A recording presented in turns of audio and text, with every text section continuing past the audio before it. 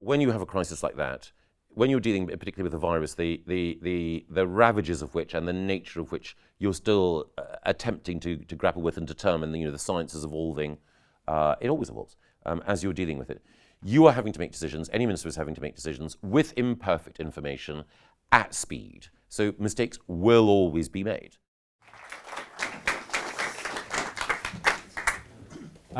Welcome, everybody. Thank you so much for coming to this UnHerd Live event. My name is Freddie Sayers. We are in a beautiful Victorian pub just outside the secure zone here in Birmingham. And it's been a funny old conference so far.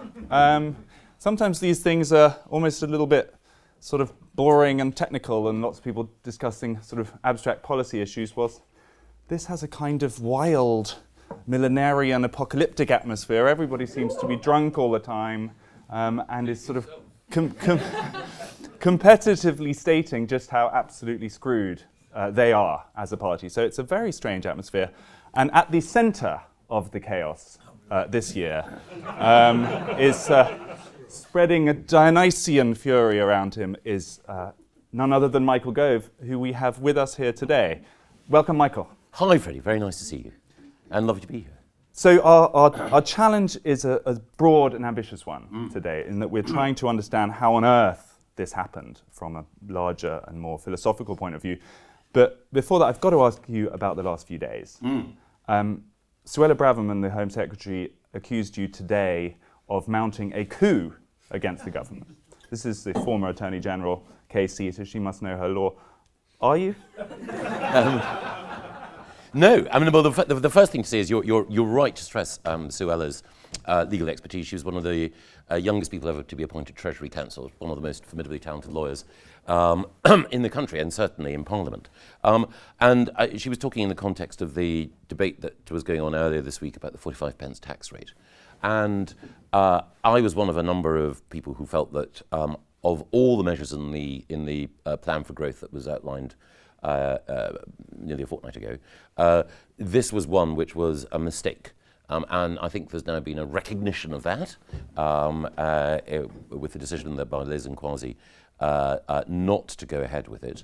But obviously I've been in government and I can understand when you have to amend or change a particular policy. It's never easy. And I myself have been responsible for acknowledging when I was a minister that I'd bitten off more than I could chew. But I think as a general rule it is better when you realise that you've overreached or that a policy is not going down in quite the way that you'd anticipated, it's better to cauterise things quickly. And what's about your role in all of this? I mean, you're not being shy critiquing the government, that's for sure.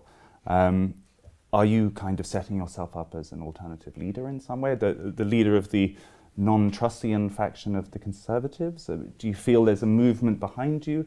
How do you see your own role in this rapidly evolving story? No, I think on this specific question of 45p and the way in which the plan for growth was presented, I was concerned that that change was bad for the country and also bad for the government.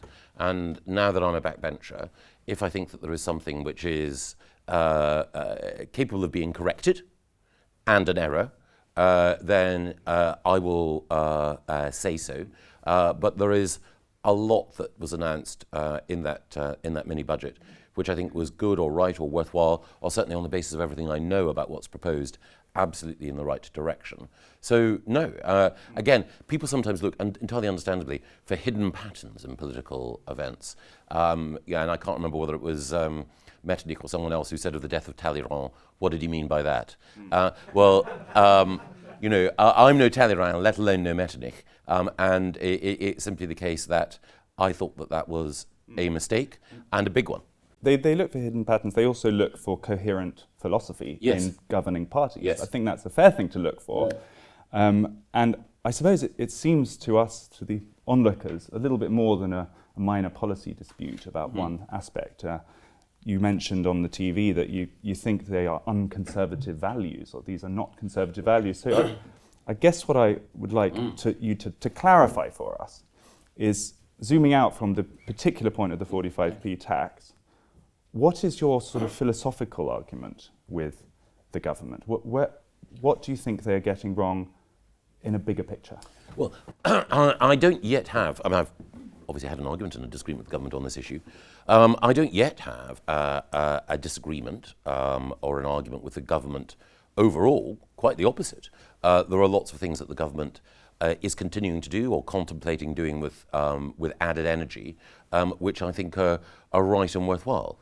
If we take a step back, it's less about the government and more about what conservatism is or should be.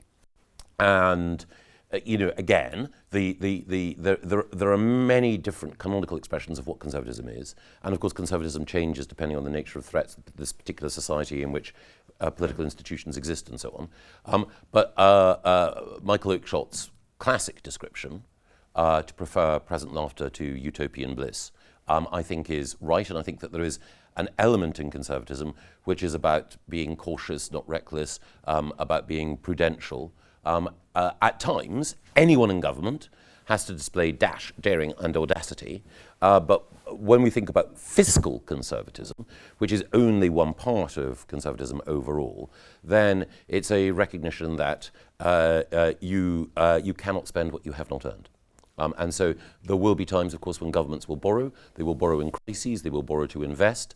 But my worry is borrowing to cut taxes is not, to my mind, in the best conservative traditions. So it's a mood. You feel like that you would like to see more caution and less. That is only one part of it. So, but part of being a conservative, as I say, is to prefer the tried to the untried, to put your faith in the wisdom of preceding generations. Again, to quote Edmund Burke, not to trade upon your own stock of private intellectual capital, but to look at the wisdom contained in past experience and in institutions. So, of course, there are things that need to change. Of course, there are things that need to reform. That is part of the practical work of government. But a conservative philosophy or a conservative disposition is respectful of human nature, wary about dramatic change to institutions, and is conscious also, in particular, that, this I think is the core conservative insight. If you are a socialist or a social democrat, you think that the state is the most important unit in political life. If you're a liberal or a libertarian, you think it is the individual. If you're a conservative, you recognise that it is community. And that can be local or regional or national, but it is through relationships that we realise our fullest selves.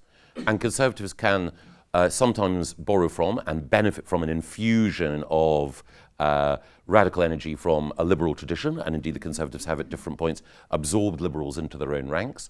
And there are moments, 1979 was one, when liberal economic thinking was absolutely required given the way in which the balance of the economy and our state had tilted. But it's about borrowing and learning from and having those voices as part of the conversation rather than allowing them to dominate. In the same way, there have been moments when Conservative governments have absorbed social democratic lessons or initiatives. The most salient would be the National Health Service, and I now think that that support for the NHS is a small c conservative position, but that's because at certain times we recognise that there is a fundamental level of insurance that you want to provide to people within your national community, and sometimes the state is the best means of providing that. But if the kind of core word there is community, yes, as you just said, and that is definitional for Conservatives, do you think the current administration, from Truss through to the Chancellor and everyone else, are Conservatives by that definition? Do you see community being put front and centre? I would guess not. Well, I think two things. I think the thing is, yes, they are emphatically Conservatives. And the whole point about conservatism is that it is a family, that there are different parts of different political and economic traditions that form part of the conservative movement or temperament. In the immediately post-war years in America, one of the descriptions of what was going on in politics on the right was fusionism. There was an attempt to bring together those people who had been on the right in the 1930s, people who had been sceptical of the New Deal and FDR, who were broadly slightly more isolationist, and those people who had been pro-New Deal, but also were increasingly unhappy with what they perceived as the left's failure on in robustness towards communism, but also the left's over-ambitious program of remaking society in the US. And so those people moved over. That fusion meant that the right in America, which looked out of date, irrelevant, and reactionary in the immediate aftermath of the Second World War because of the positions it took in the 30s, became a revived and powerful political movement. So that piece of history is a way of illustrating that in other English-speaking countries, indeed in all countries, conservative parties or parties of the right draw on different traditions and change over time in response to specific circumstances. But I think the other thing is there's a natural, understandable, I'm a journalist myself, journalistic rush to define the new thing and to say it's this rather than that. And again, the historian F.S. Oliver, also a conservative, wrote a book called The Endless Adventure of Governing. It's about what happens in the early 18th century, and again, it's an analysis of the fact that when you come into office, then if you are a conservative, your response will change and change over time, and the program that people thought that you were necessarily going to implement right at the beginning alters because of events. So again, I think it is definitively too soon to pass a definitive judgment on the new government and to say, I've got it fixed in my mind, it's definitely there. Let's zoom out a little bit and look at the last few years, because it was less than 3 years ago that you were a central part of what seemed to be an incredibly new and interesting form of conservatism. That big majority won by Boris Johnson in 2019 convinced a lot of people that something new was happening. Yes. And the kind of phrase that has become quite common, which is sort of tilting slightly left on the economy, slightly right on culture, there was this idea that there was a realignment happening. New voters had come in, and no longer were conservatives going to be these kind of free market ultras. They were going to care more to protect people. They were going to look after people further down the income scale. And generally, they were going to leave people less vulnerable to the ravages of the free market. Yes. And now, suddenly, that whole project, which you were a central part of, seems lost. Well, I think you're right in your analysis of, in broad terms, of what happened post-2016 and the coalition that was already reforming when Theresa was Prime Minister in the 2017 election and took its full shape in 2019 when Boris won that election. And the advice that I would give to other Conservatives fighting political battles and facing electoral battles is to remember the basis on which we won that 2019 majority. And the Conservative Party, as it has throughout history, changed. And we were once again representing a significantly larger section of society that was on average or below average incomes. I think that is a good thing for a governing party to have as broad a base of electoral support as possible, not just so that it can weather the storms of office, but so that it is governing for the whole nation. And again, it's a cliche, the Conservative Party is a national party or it is nothing. I think that the phrase national conservatism has a particular flavour in the United States, which covers certain policies which are not appropriate here. But what it speaks to is that recognition that as well as strengthening the relationships that we have in the communities in which we live, the national community matters to Conservatives, that the welfare of everyone within it matters, and that in a contest between fealty to an ideological principle or the reality of the impact of your policies on people on the ground, the latter must always trump the former. And particularly, I think you're right in saying that other people have articulated this better than me, like Nick Timothy. We are absolutely in favour of free markets and free trade.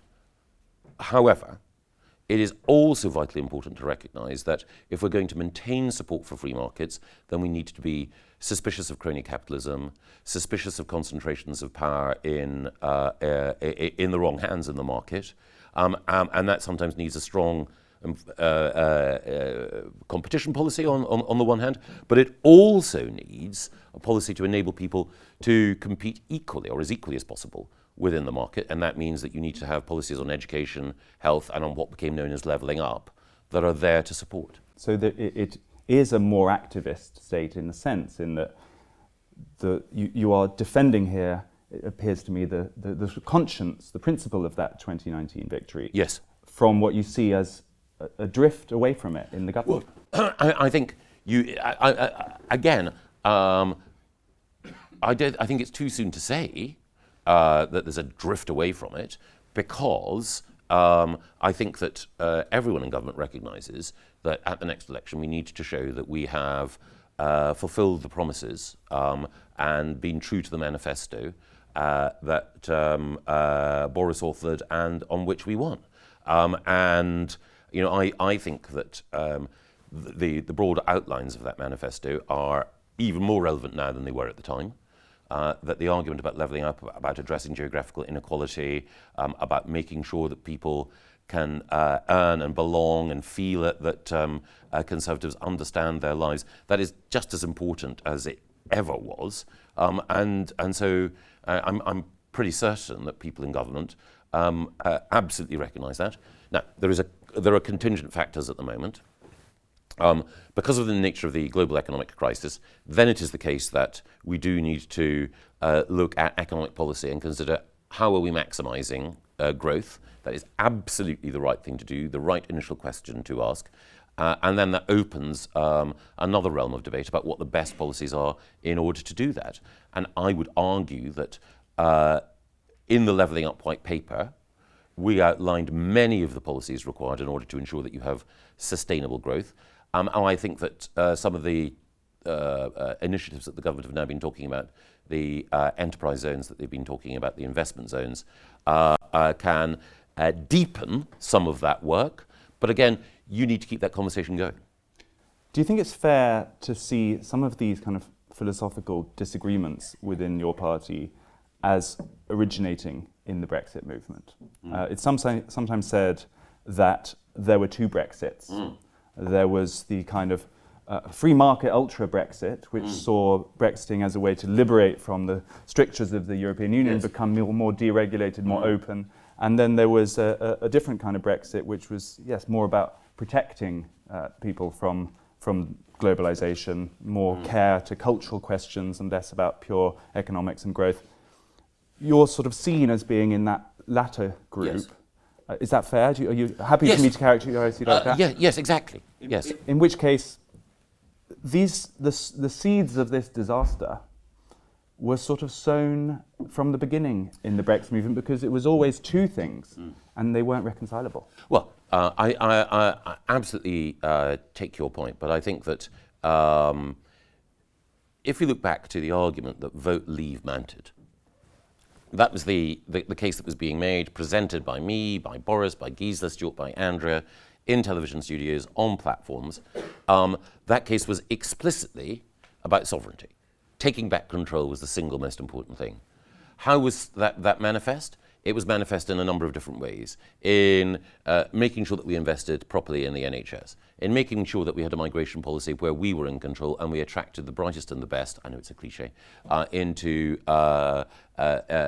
making our science base and our culture of technological innovation as strong as possible. And it was also about looking prudently and rigorously at the corpus of EU regulation and seeing what it is that we should maintain, what it is that we should enhance, and what it is that we should adapt. Yes, a critical part of what we were talking about was also being in charge of our own trade policy as well, but that was making sure that trade policy worked for the UK economy. It wasn't explicitly a commitment to a purist view of free trade of the kind that argues that we should take down all barriers. And again, that was the basis on which the vote was won. Now, when you have something, a change as big as Brexit, you will have people who will be supporting it for different reasons, and then you will have people who will also see that in the changed political circumstances that Brexit brought about, they can make a case for their own position. So again, the whole point about having greater democratic control is that you can then have ideas contesting within the UK domestic political space and arguments winning out. And so there were some people who voted for Brexit, Lexiteers, because they wanted a much more interventionist economic policy. They wanted, people supporting from abroad, like Wolfgang Street. Some of the people who were writing here on the left wanted not quite to go back to Ben's alternative economic strategy, but they wanted to be able to have greater democratic control over capital. So you had wings of, support, but all of it ultimately was about democracy. The description you've just given it seems like a very polite way of describing how one version of Brexit that you were involved in has sort of lost out to what appears to be a different version. And I suppose my basic question must be, how did that happen? Because you were there not very long ago at the commanding heights of the government. Your department reached all of the other departments.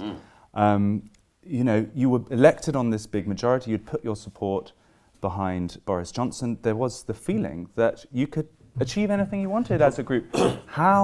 What is your diagnosis for how it all went so wrong? Well, to use a fashionable phrase of the week, I would contest the premise of that question. Again, as you can probably tell from what I've said, I like history. History is helpful, I think, in illuminating some of our current challenges, though obviously it doesn't answer every question. I think there is a parallel with what happened after America secured its independence in the 1780s. And the parallel is this. So at the time, funnily enough, let me preface it. I remember during the referendum campaign, I spent just as it was hotting up, I spent a week in New York with my wife and family. I saw Hamilton. And it was my wife, now ex-wife sadly, who turned to me in the interval and said, "Do you know what this is about?" I said, "It's brilliant, it's about America." And she said, "This is about Brexit." And I said, "Oh, come off it." She said, "No, it is about, King George III, the European Union. Is the European Union. You'll be back. And Washington, Hamilton, the revolutionaries, they are fighting for national independence and democratic control." And I thought Sarah was putting it a bit much, but still, I could see the parallels. And then, to move backwards into history, in the immediate aftermath of the American Revolution, you had a contest between two different visions of what America should be, the Hamiltonian and the Jeffersonian. And they were broadly positions that we would now recognize as being on the right. And the Hamiltonian one is the Boris vision. It is about strong national institutions. It is about, essentially, an industrial policy. It is about having good relations with the entity from which you have just left, but not allowing the entity which you have just left to determine your place in the world. Now, the Jeffersonian view was different, and it reflected partly Jefferson's Southern agrarian, as it happens, slave-holding positions, but it was also essentially a more libertarian point of view, as it were. And that conversation went on. Who represents the Jeffersonian view? I think probably Mark Littlewood of the IEA, to take a world historical figure. And I think that that conversation is still going on in British politics at the moment. And in the end, it was Jefferson who got to become president, and Hamilton who got shot. But I think if you look back at American history, then the Hamiltonians won the argument, and then if you look at the significant political figures on, in American history, then Abraham Lincoln was in the Hamiltonian tradition. Teddy Roosevelt was in the Hamiltonian tradition, and so I think that it's too soon to say. So what you're doing here at conference is you're representing Hamilton, basically. You're the Alexander Hamilton of Boris is Alexander Hamilton, and I am a Hamiltonian. You are a Hamiltonian. Yes. Right. I think where quite a lot of us get confused is that when you drill down into those two visions, I understand what you mean, you sort of get lost quite quickly. And for me, it's always been surprising how few Hamiltonians there are in the parliamentary party, at least.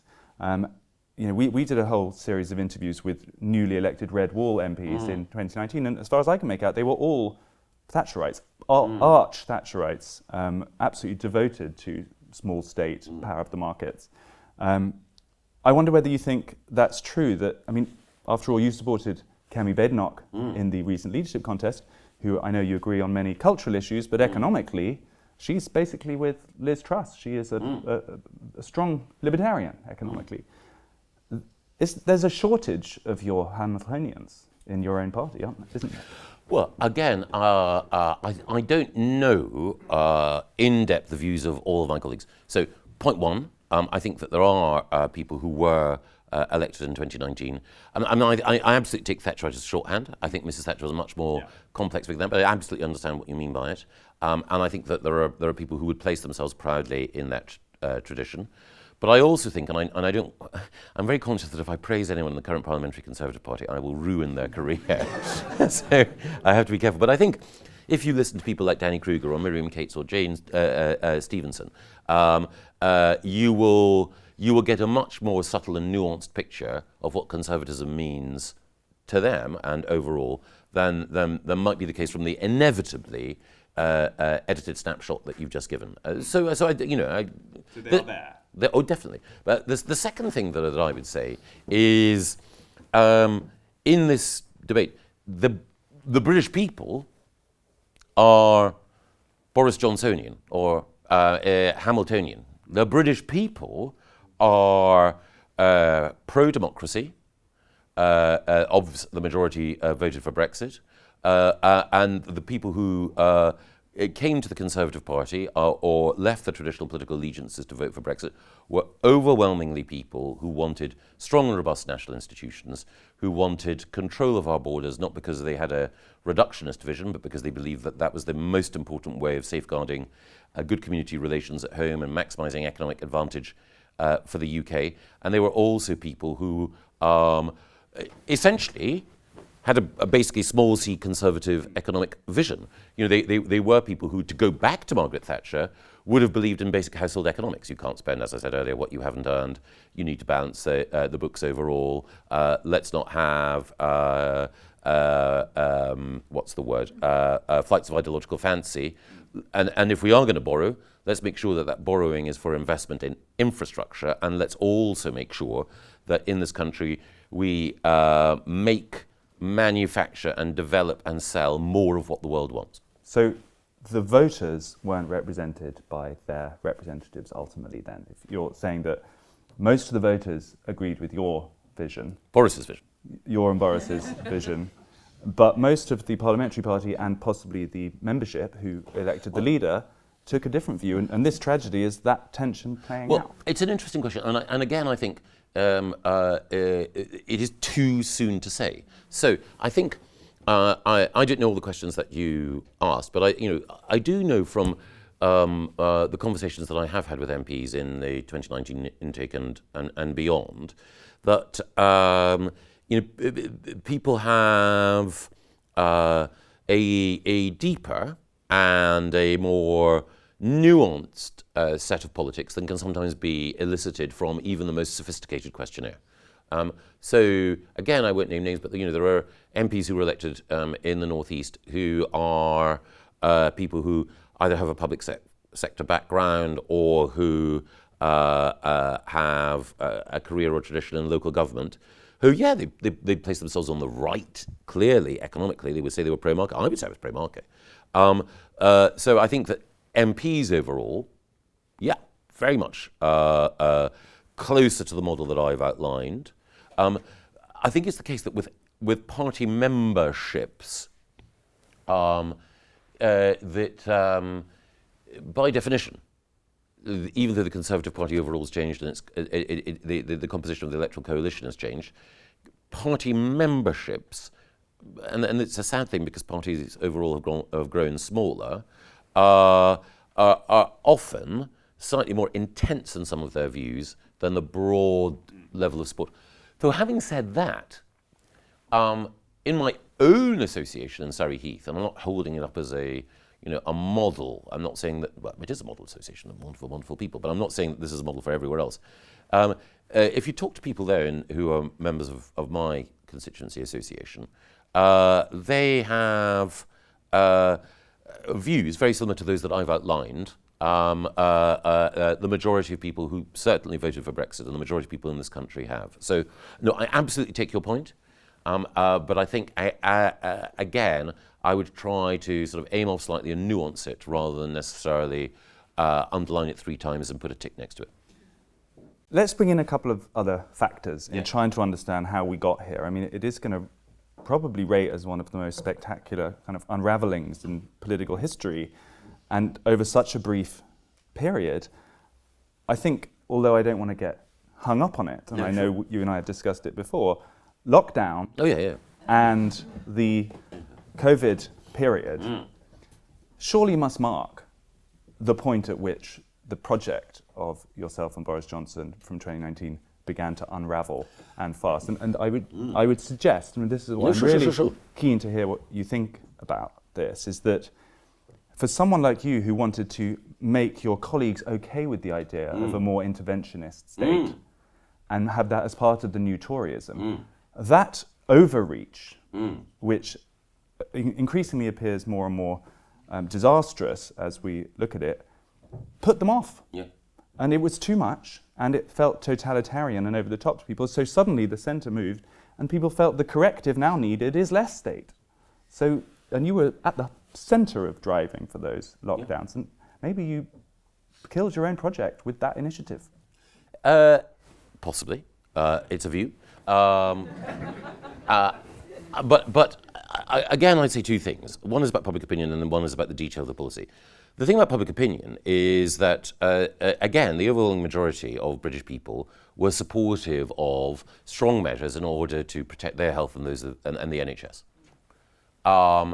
And at the time, there was an understandable critique mounted better by UnHerd than by anyone else, but echoed by some other journals, that we were so energetically embracing a policy of coercion that we were moving towards, in the words of another journalist, a sort of, biosecurity state. That was never the case. These were clearly a set of contingency measures, dropped as soon as we possibly could, and not embraced with any degree of enthusiasm, but because of the nature of the threat that we faced. Now, there will be an ongoing debate about whether or not, at any given stage, the measures enacted were too much. I think there's a very good argument that is put by you, Freddie, by other UnHerd writers, and by Fraser Nelson, that we needn't have used legislation in order to facilitate the sorts of steps that, for example, in Sweden, people voluntarily accepted. Is that now your view? Well, I think it is an open. I still think that for a variety of reasons, it was not practical to proceed without having legislation underpinning it. But I think that is a completely, well, I mean, every debate is valid. I think that is a completely open area of contention. Absolutely. However, many of the things that people say are a result of lockdown were as a result of the virus.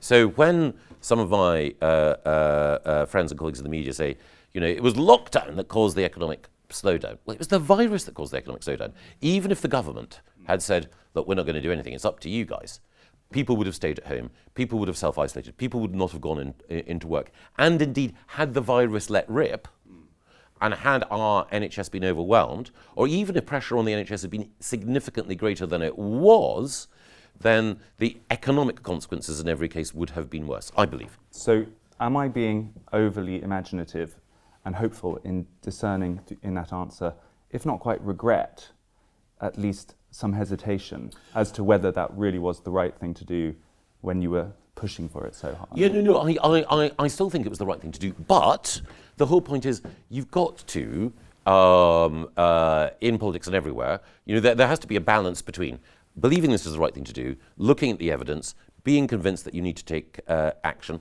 and then afterwards reviewing and thinking, okay, was that right? Again, I think one of the things is, in politics, when you have a crisis like that, when you're dealing particularly with a virus, the ravages of which and the nature of which you're still attempting to grapple with and determine, the science is evolving, it always evolves, as you're dealing with it. You are having to make decisions, any minister is having to make decisions with imperfect information at speed. So mistakes will always be made. And I think that there are all sorts of lessons to learn from that episode. There are some high-level lessons about the over-reliance that the UK and other Western democracies had on supplies, not just of PPE, but other materials from authoritarian nations.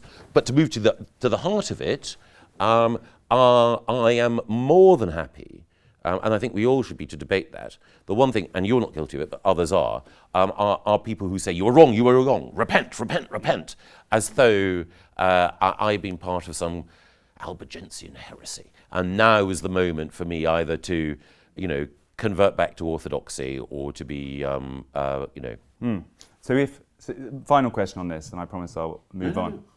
So if someone posited to you a hypothetical alternate history, yes, that actually had Boris Johnson gone Sweden, yes, which was his original instinct, and had you supported him in that, you would not now be a backbencher, you would still be in government. Boris Johnson would still be Prime Minister, and the government would be riding high because it would be gradually receiving the credits over time that countries like Sweden now are. Do you think that is a plausible alternative for now? I don't think so, no, but I can,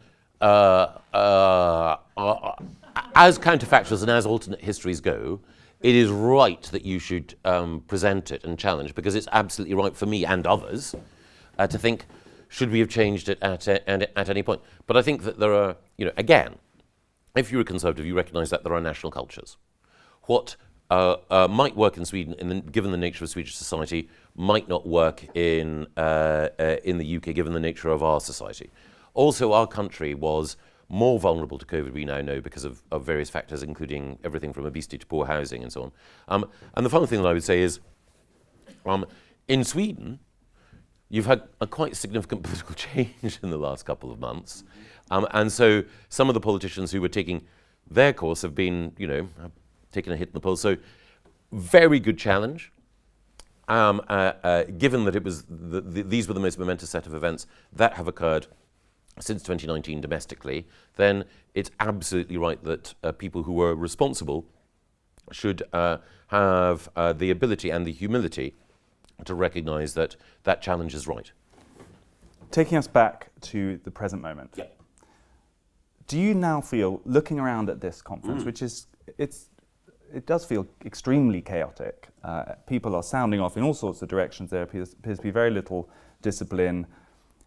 Does it feel to you there is enough of a coherent philosophy now in your party still to hold it together with all these competing elements and deliver a victory at the next election? Yes, I do, and I think, at the risk of sounding like a stuck record, and at the risk of saying let's go back to the Old Testament, I think it's the 2019 manifesto, the insights and the arguments behind it that are at the heart of it.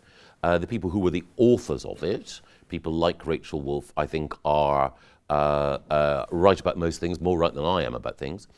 That is the basis on which, that's the bedrock on which we should build.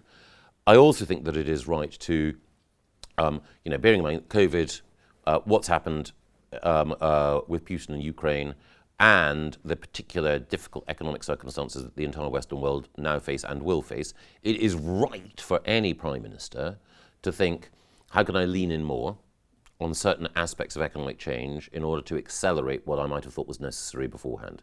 So I think all of that is right. And again, the other thing is, I live in the goldfish bowl. I inhabit the whirlpool that is politics, and I was a journalist. There is a tendency sometimes to overinterpret small movements at the time. I think for most people... 25 points in the polls is not a small movement. No, but I think the Conservatives have, Kwasi Kwarteng has written a book about 1981 and the difficulties that the Thatcher government faced then. At that point, I think it was the SDP who were at 50 points in the polls, then Labour, then the Conservatives who were in the low 20s. So in the period from the epoch that Kwasi was writing about to the 1983 general election that resulted in a Conservative landslide is about the same time period as between now and when the next election will be fought. So that's all the way of saying that you can't predict with confidence exactly where things are going to be. A year ago, Boris was occupying a dominant position in British politics. So, events come at you fast. All I would say is I've seen a commentariat consensus form around a particular proposition, and then the commentators having to reassess their point of view. Do you feel, with your eye for history, that political parties, after a certain period in power, sometimes just run out of energy, run out of coherence, and run out of ideas, and it often happens around about the 12-year mark or thereabouts? Do you think there is any sense in which the Conservatives would benefit from a period in opposition to regroup? No. Because the country seems to be headed in that direction. No. From 1715 and George I's succession to the throne until well into the reign of George III, you had a solid period of Whig rule. From 1832, with only very brief blips, essentially until, let me get this right, 1874, you had a solid period of Whig, Liberal and Peelite rule. So, 1832 to 1874, that is 42 years. 1715 to 1760, at the very earliest, 35 years. That's broadly the span that I think of Conservative rule that we need. And in that long span, a future for Michael Gove politically. There was some talk that you were resigning or you were stepping back. You certainly don't seem to be stepping back this week. If called to serve, would you answer that call? By UnHerd, yes, very much so. No, I think I spent 11 out of the last 12 years as a cabinet minister. Enormous privilege. But the torch is passing on to another generation now. Let's get some questions from the audience. I think if we bring the lights up a little bit, then I can see people. There is a gentleman at the back with a tie on. I'll actually take two questions at a time, if I could. So we'll get one from you and one from the lady on the front row here, and then we'll come back for another round. Go ahead, sir. If there's no portable mic, so please broadcast. Okay, I'll do my best. Thank you. So very interesting discussion. I think the lockdown discussion is a really interesting one when it comes to back to conservative philosophy for me, because I'm sure a lot of people in the room are aware of news stories where there were people who were punished for things that weren't actually illegal and weren't technically forbidden. There were certain people who were quite zealous, lockdown zealots.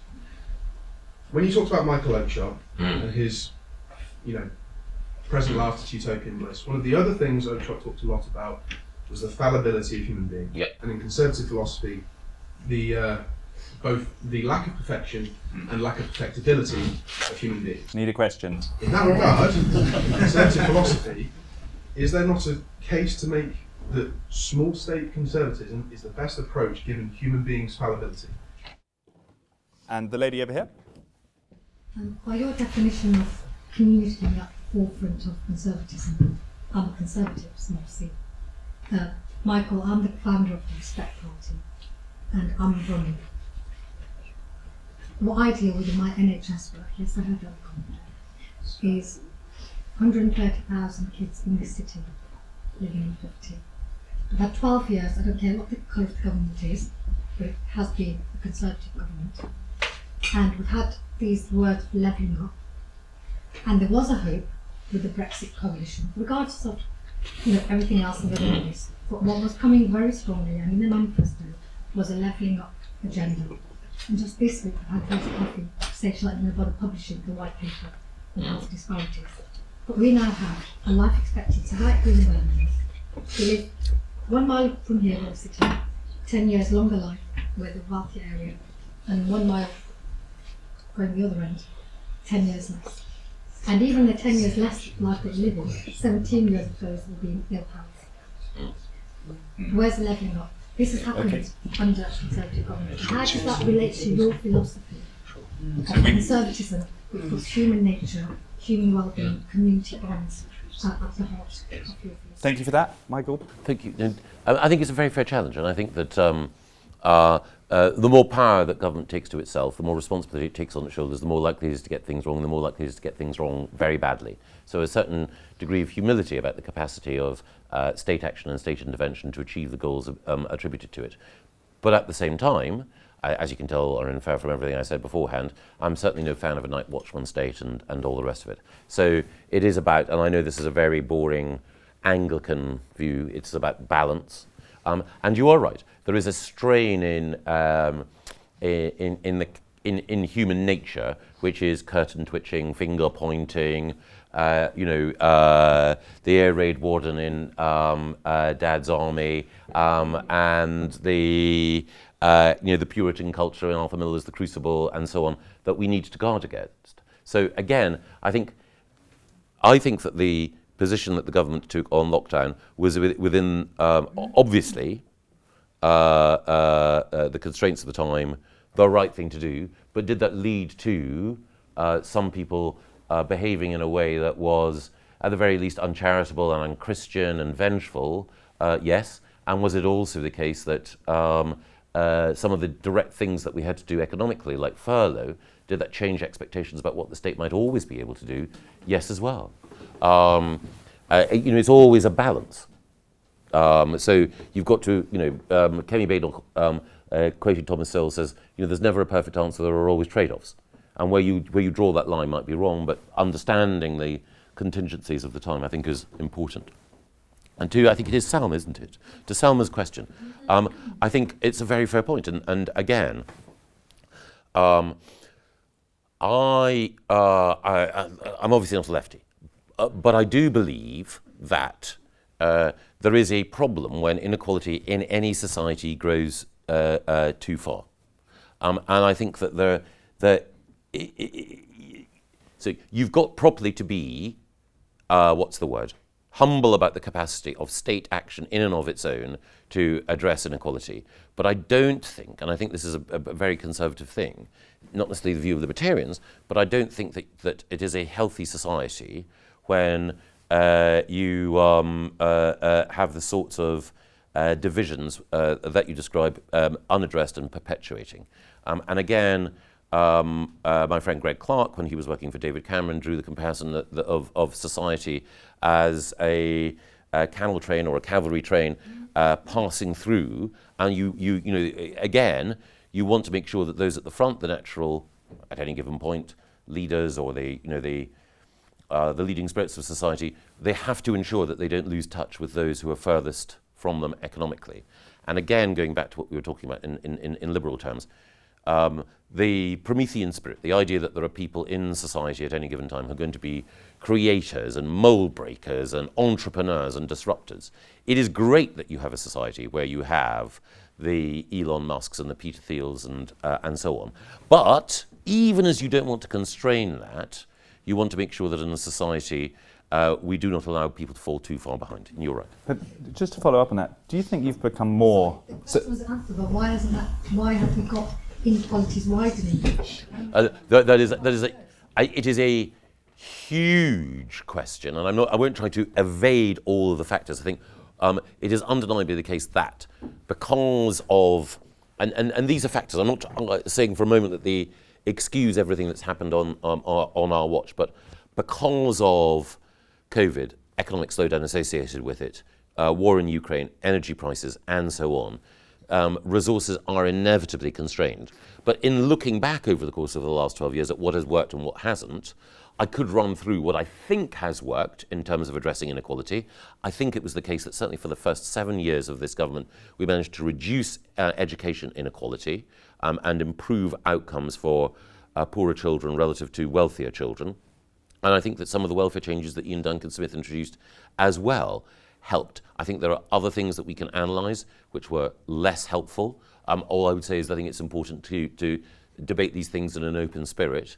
And in general, and I know that while you might be a small C Conservative, you're not a member of the Conservative Party, not yet anyway, that one of the ways I think in which Conservatives can be persuaded to take account perhaps of some points of view that they may not initially appear warm towards is if those who are critiquing them are also respectful of the tradition from which they hail and the sincerity of their efforts to do good. You said you're not a lefty. Yes. You are arguing for the 45p rate to remain, for benefits to rise alongside inflation, for an extension of vouchers for food and so on. All of these are nudging the government in the direction you're talking about. I'm just wondering, was it always like that with you, or do you feel this greater concern and this sort of one nation atmosphere is a new thing for Michael Gove? Have you moved in that direction in the last few years, do you think? Because 10 years ago, I'm not sure that you would have had exactly the same view. Well, to take it back to the time when I was both Shadow Education Secretary and Education Secretary, we explicitly said that our aim was, as a party, to raise the bar and narrow the gap. Raise the bar and having higher standards overall. So the first part of it would have been a familiar Conservative argument about rigour, discipline, excellence in education, and so on. The second part might not seem to be, but for me, the principal aim of education reform was to improve opportunity for the very poorest children in our society. At the time, and I think there was an element of almost student self-parody about it, I had a picture of Martin Luther King and Malcolm X and Barack Obama in my office, and when people came in and said, why on earth have you got these pictures? I would say, this is a civil rights crusade. We are here to help children who have been let down by an education system that has put adults first, not children first. So I'd argue, no, my position on individual things might have changed over time, but insofar as I am of any interest, anyone who is interested can look back at the columns that I wrote in the Times, and I think that they would see that there's been broad consistency. So on matters of personal lifestyle, I've generally been socially liberal. On what one might call cultural or nation-state questions, reliably conservative or high Tory. On everything from Europe to the Union to allowing institutions to succeed. And I think in terms of social policy, which is not individual lifestyle policy, but social policy overall, I've always argued that the centre-right should never cede to the left the idea that social justice is their territory. Okay, let's take some more questions. Thank you for that, Michael.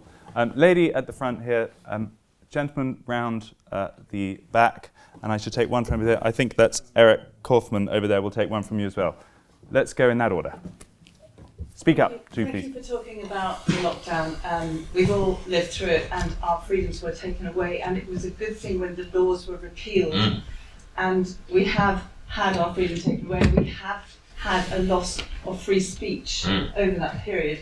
And I attended the discussion on the online safety bill. I run a technology company, and I'm very concerned that online safety has had a huge fourth industrial revolution with data centers in the last 12 years, 14 years, which have transformed our lives so we could be locked down. And I'm concerned that this government is not giving enough attention to the loss of free speech that we would have if this online safety bill is passed. Okay, thank you. Sir? Michael, you mentioned the potential of the levelling up bill and the way it can be used to grow the economy across the country. obviously a flagship legislation coming through your department. What advice would you give to your successor in order to actually really drive devolution across the country? It's quite great. Okay, and finally, Eric. Yeah, Michael, thanks very much for a great talk. I want to pick you up on this comment about immigration. You mentioned that the Hamiltonian Brexit is not declinist about immigration. They only want sovereignty. I don't think, quite honestly, that squares with survey data. Recent polls showed only about 7% of conservatives agree that immigration should either remain at its current level or increase. 71% want it reduced. So, is there a squeamishness in the Conservative Party about taking this on? And I should also add other cultural issues that largely, again, the survey data would show motivated the Brexit vote and has been reinterpreted, I would argue, in this way as about sovereignty, rather than actually addressing those cultural concerns of the voters. Which order do you want to go? I'll go in the order of it. So firstly, yes, I do take your point, and I do have some. I am, as Freddie knows, wholeheartedly in favour of free speech, and I'm not a fundamentalist on anything, but the closest I come to it is on free speech, and so I am pro Jerry Sadowitz. I find the concept of the state determining what is legal but harmful difficult. And again, I'm sure that these concerns are well understood by people in government. But I also think that some of the threats to free speech come not necessarily, in this occasion, from the state itself. They come from institutions that are cowed by pressure. So Kathleen Stock suffers as a result of the failure of courage of university administrators in Sussex.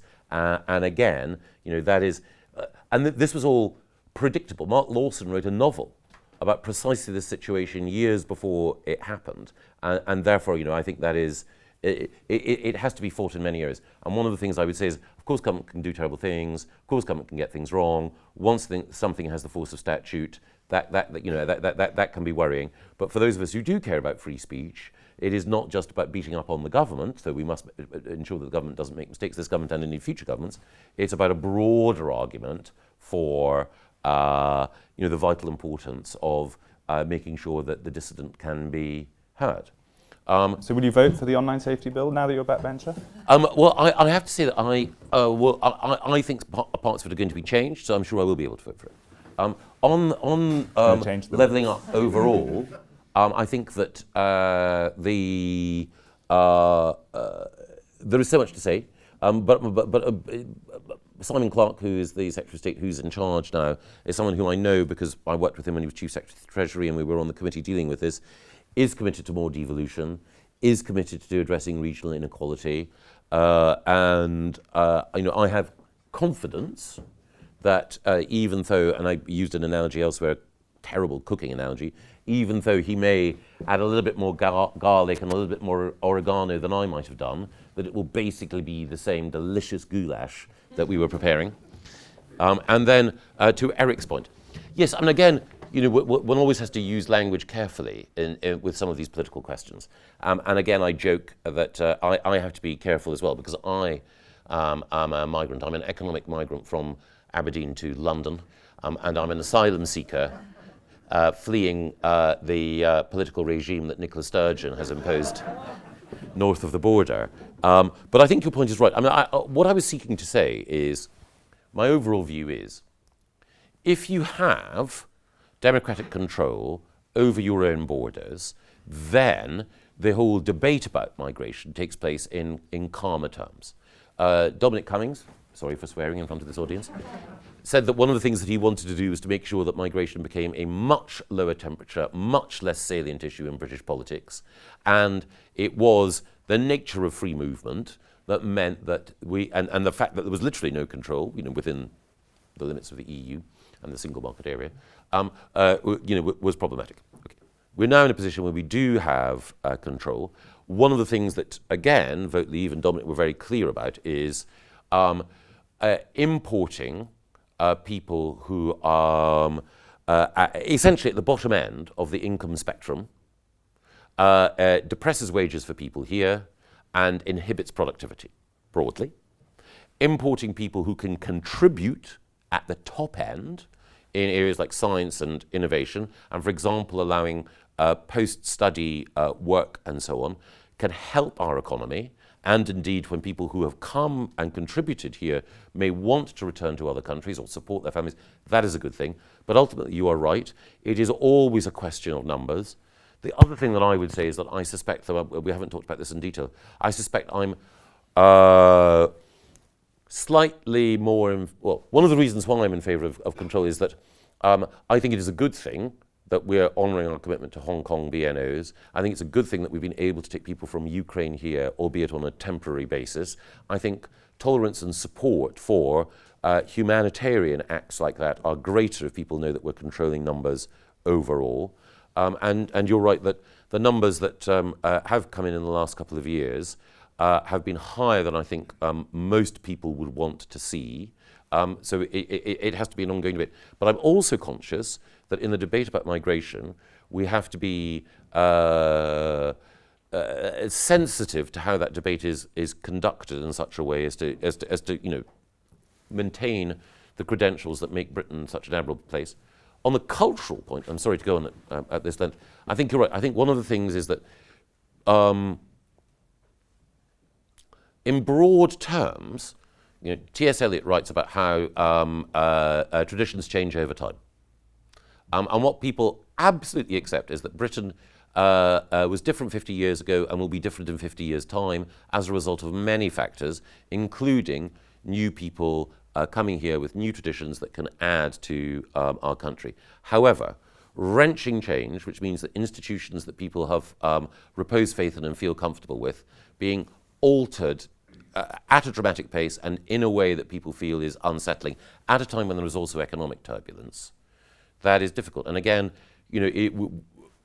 human nature means that we need to have a relationship with change that allows it to occur in a way where we feel comfortable and in control. And I think sometimes when people look at the economic imperative of particular policies, they forget about that aspect of human nature. So does that mean then that you think numbers should not be going up of total numbers of immigrants? Is that where we're... Well, the reason why I answer the question in the way and at such length is that I'm very conscious, not that you are trying to do this, Freddie, but I'm very conscious that there may be someone in the audience who is a journalist from another outlet, and they'll be thinking, oh, Michael Gove has laid down a warning to the government on the online safety bill. No. I have absolute confidence that the government will handle that right and not seeking to commit even the smallest bit of news. Similarly, if I get, it's a very good question, but if I get drawn into it, I am conscious, I can't imagine there be anyone here, but there might be someone watching at home who might say, oh, Gove lays down a marker on this or sends a signal on that, or da-da-da. And no, I You're at liberty to send any signals you like.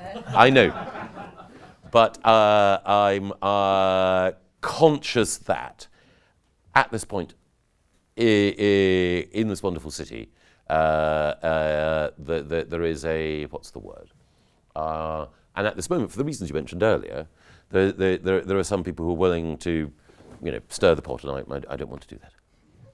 Okay. Any more than I already have. Do you? Okay, we've got time for one more round of questions, and then we will have to call it a day. There's a gentleman at the back, and this guy's had his hand up every time, so I'll go for him as well. And a lady on the second row back there next to the camera. So if we go for those three in that order, they will be the last ones. Do speak up. Right, Ben from Sheffield. You very kindly gifted a Bible to schools when you were Education Secretary. Having observed the previous leader's desire to uncouple personal virtues from political philosophy, I just wondered if you had an opinion on the role of personal virtue or Christian virtue in politics. Great question. I helped some MPs author a pamphlet which you launched on Sunday of social capitalism, and I was just wondering, to what extent do you think that those Hamiltonians don't exist because we aren't attracting the right sort of politicians, as Freddie mentioned earlier, or they're not getting exposed enough to conservative ideas? And if so, how do we combat that? Because every time I talk to conservative MPs about it, they agree with your position. It just feels like the IEA, CPS, and etc. kind of dominate this whole intellectual space. So. How do you create more of them? And the lady at the back. Good evening. I have the privilege of working in a very deprived area of West Birmingham where we have lots of kids who would love more jobs in the NHS but don't have an opportunity to get work experience or apprenticeships because they don't have the resources from their families or from their schools to be able to access those. And the NHS would probably like to give more of those opportunities, but of course each of the anchor institutions don't necessarily invest in the resources to offer those in a way that attracts those families that maybe need more resources. We need to kind of close that gap. And if you reconcile those facts with the need for greater volumes of nurses, midwives, allied health professionals in the NHS anchor institutions, and your high recruitment rates overseas, there just seems to be a trick that we're missing there. And I'm really curious to know what you think about that. Well, to take that point first, I think you make a very, very powerful point. I think it is certainly the case that there are many people who will aspire to work in the NHS and who will face barriers of the kind that you mentioned, including and other barriers as well. Are we training enough doctors and nurses overall and other allied health professionals? Very, very good topic. I don't have the expertise to be able to analyse the problem as crisply as you have done, let alone to be able to come back with a response. But I think you raise a very good question, and I will talk to friends and colleagues about precisely that. Hint of the ministerial answer there. Yeah. No, but I think there's a particular point you make as well about, within Birmingham, which Sal made earlier about geographical inequality. It's profound in the city. The original idea to send a copy of the King James Bible to every school came from Frank Field. It was ridiculed by lots of people, and some of it was because they thought it was a vanity project on my part, and I'd apparently written a preface and all the rest of it. The thing I found most interesting, though, was that of the things that the Department for Education send to schools, the thing that attracted the most criticism from, I was going to say The Guardian, that's a bit cheap, but you know what I mean. Sending the Bible. If I had said, okay, I'm going to send a copy of Anna Karenina, or I'm going to send a copy of Martin Chuzzlewit to every school, people wouldn't have said, oh, that's absurd and wicked and evil and ridiculous and all the rest of it. It was almost as though, I was saying, I was sending them a copy of Aleister Crowley's memoirs. It was just.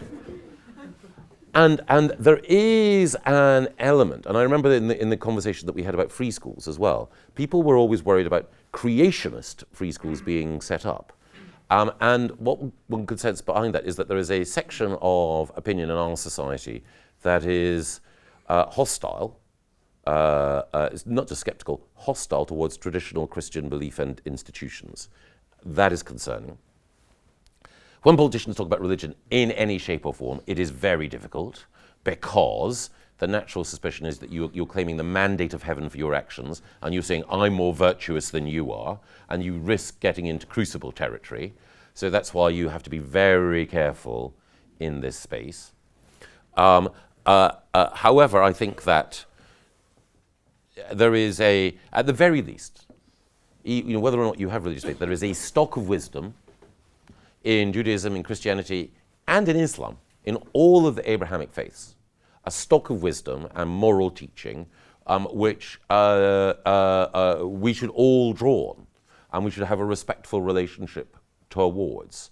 I'm not the best person to lead or engage in this conversation, but I do think that the allergic reaction of some to invocations of Christian tradition, or for that matter, Jewish tradition, or for that matter, lessons from Islam. The allergic reaction that some have tells you more about their power for good than it does about anything else. But that's all I'd say at this stage. And then to return to it, the other great initiative in the last couple of weeks, beyond the expansion in UnHerd's readership, is something called The Conservative Reader that Will Tanner of Onward and Nick Timothy of the Daily Telegraph have produced, which is an attempt to send out a weekly newsletter with things that Conservatives might want to read and that reflect the debate on the centre-right. And I think that there is a revival of interest. Yoram Hazony, the American author with obvious links to institutions in Israel and in the UK, has written a new book attempting to draw attention to the writers and thinkers in the conservative tradition. And again, I think it is, it's also the case in the United States and in Europe that there is a revived interest in small c conservative thinking. I think that I wouldn't prescribe to every new Conservative MP that before they give their maiden speech, they should read Michael Oakeshott, Edmund Burke, the